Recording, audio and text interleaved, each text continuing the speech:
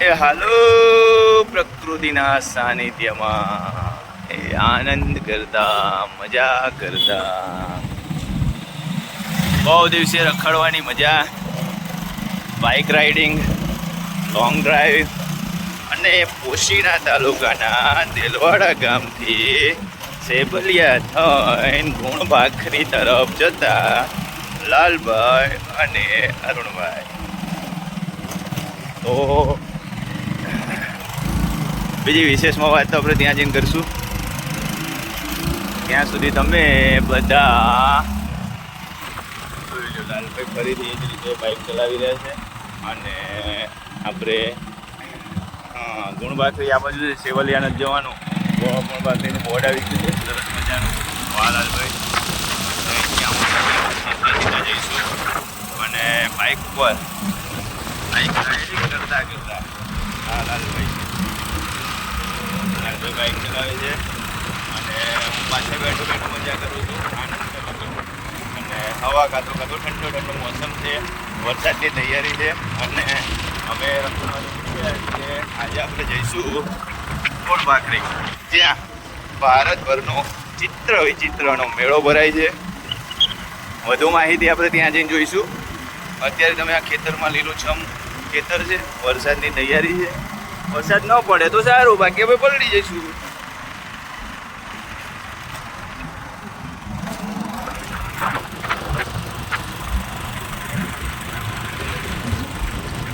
ચોમાસાની મોસમ એટલે ચારે બાજુ ધરતી પર લીલોતરી છવાઈ જાય, લીલી ચાદર છવાઈ જાય અને એમાંય ગામના ભૂલકાઓ વડલો. આ ખજૂરીઓ જોઈને એવું નથી લાગતું તમને કે આપણે કેરળમાં રખડતા હોય? હા હા હા, પોશીના તાલુકા આમ તો મિની કેરળ જેવો જ છે અને ખરેખર લીલોતરી છવાઈ ગયેલી હોય, ડોંગરાઓથી ઘેરાયેલો પ્રદેશ અને ચારે બાજુ અરવલ્લીની ગિરિમાળાઓમાં નાના નાના ગામડાઓ વચ્ચે એક સરસ મજાનો પ્રકૃતિ વચ્ચે આનંદ કરતા ટ્રાઇબલ સમુદાયના લોકો ખૂબ જ માયાળુ છે. બધા હળીમળી એકસાથે. મોટાભાગના લોકો પશુપાલન અને ખેતમજૂરી અને ખેતીનું કામ કરે છે અને આનંદથી જીવે છે. વધુ સારી રીતે અભ્યાસ કરે છે એ મોટા મોટા શહેરોમાં જઈને વસી ગયા છે. આ જંગલનું રક્ષણ કરતા હોય ને તો આ જ આદિવાસીઓ છે, જે ભારતના મૂળ નિવાસીઓ કહેવાય છે. હજી પણ જંગલનું રક્ષણ કરતા હજુ પણ એ લોકો જંગલમાં જ રહેવા માટે કટિબદ્ધ છે.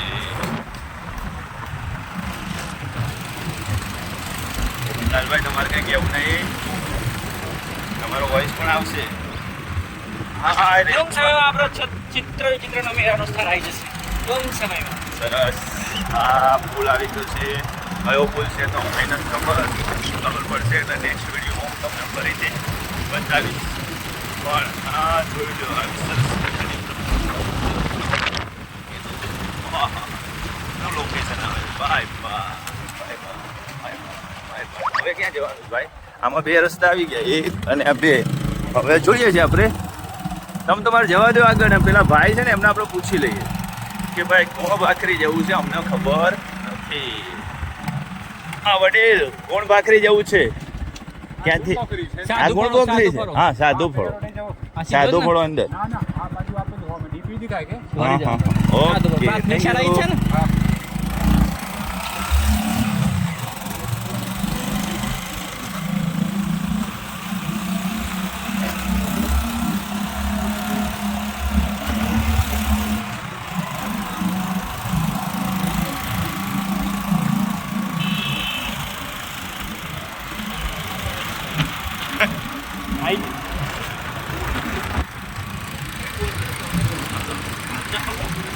લોકેશન આવે છે પણ જો લાલભાઈ વરસાદ પડ્યો તો મને નહીં લાગતું આપણે બે કોરા મોરા ગેમ જઈએ.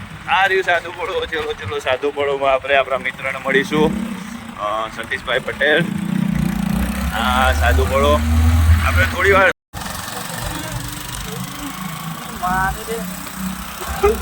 ચાલો રિટર્ન વરસાદની મોજમાં. જોઈ લો પ્રકૃતિનું સૌંદર્ય. સાધુ ફળોમાં જો આવું છે તો ખરેખર પૂર્ણ ભાખરીમાં આપણે ભાખરી લઈને જવું તો આવો વરસાદ પડે તો વાંધો ના આવે. ચલો આપણે થોડી વાર પછી મળીએ. થોડું હા વાહ લાલા વાહ, ખરેખર ચાલુ વરસાદે પણ વિડીયો શૂટિંગ કરવાની જે મજા છે ને ભાઈ, ઓ તરફ ખરેખર સાધુ ફળોમાં પ્રકૃતિનું સૌંદર્ય અને પ્રકૃતિ. ફોન તો હા રેલે મારા હાથમાં તારો ફોન તને કેમ યાદ આવ્યો અત્યારે? તડકી જવાત ના ફોન તમે અંડરગ્રાઉન્ડ કર્યો પછી ભૂલી જ છો કે હવે કેટલા કવર ચડાયા ફોન પર. હું મારા ફોન તો જો પણ વરસાદમાં પડિયા ચડ્યું હતો ફોન પણ પડ જ નીચે જોઈનો ચોઈ જઈ. વાહ ભાઈ વાહ, એ હાલો હાલો હાલો. આવા વરસાદમાં પણ જે આનંદ છે, જે મજા છે બાઇક રાઇડિંગમાં, ખરેખર લાલભાઈ ગાડી ચલાવે છે વરસાદમાં ભીતા ભીતા.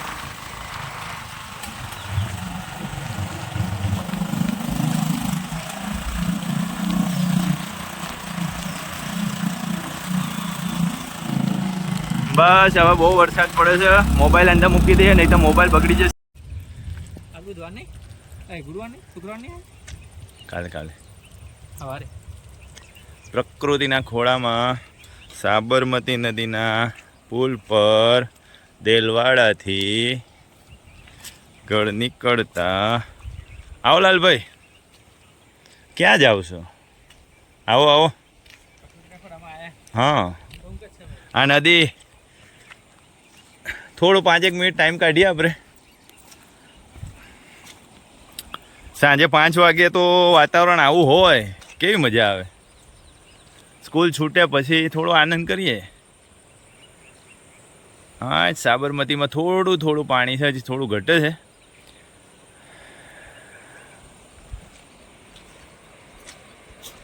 આ કાળિયા ડુંગરનું નામ શું હશે ખબર નથી.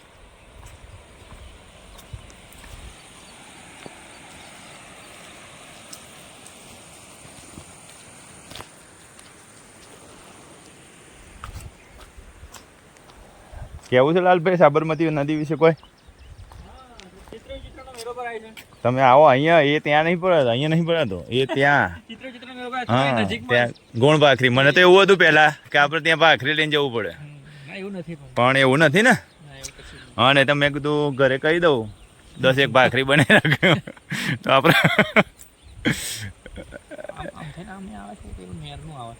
3 નદીઓનો સંગમ થાય ખબર છે? ગંભીરપુરા. હા ગોળ ભાખરી નામે ભૂલી જવાય છે. પછી આપણે ગોખીને તૈયાર કરીને આવશું.